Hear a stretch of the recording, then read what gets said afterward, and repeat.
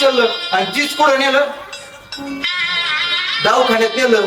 दवाखान्यात नेल्यानंतर त्याचा सगळा दवाखाना इलाज केला. त्याला जे असं ते रक्त ते विष उतरण्याचं काम सगळं काय पैसा लागेल तेवढा दिला. कोणी लहान्या भावाने दिला. जवळ या घरच्याला कळून घेऊ, मोठा भाऊ त्याची बायको आणि बाकीची माणसं येऊस तर या लहान भाऊ काय केला, ते म्हटलं आता आपलं आपल्या भावाचं या ठिकाणी पटत नाही, आपले भांडण झालेलं आहे, आपण जर याच्या समोर उभा राहावं तर याचा राग अनावर होईल, आपण या ठिकाणून. लहान भाऊ बाहेर जाऊन थांबला, बाहेर दवाखान्याच्या बाहेर जाऊन थांबला. माय बापांना लक्ष द्या, बाहेर जाऊन थांबला.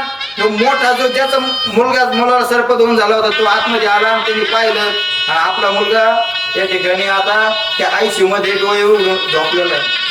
आणि त्या डॉक्टरांना मग विचारू लागला, होय डॉक्टर साहेब, माझ्या मुलाला कोणी वाचवलं हो?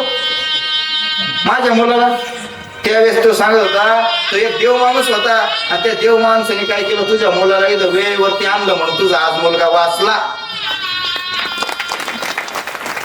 अहो तो लहान भाऊ पुढे तोंड करून उभा होता, मागून हा मोठा भाऊ गेला आणि मागून वळून पाहिलं तर ह्यो आपला लहान भाऊ आहे.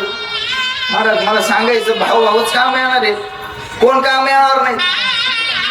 आई बाप भाऊ या आई बापाने आपल्यावरती कृपा केली.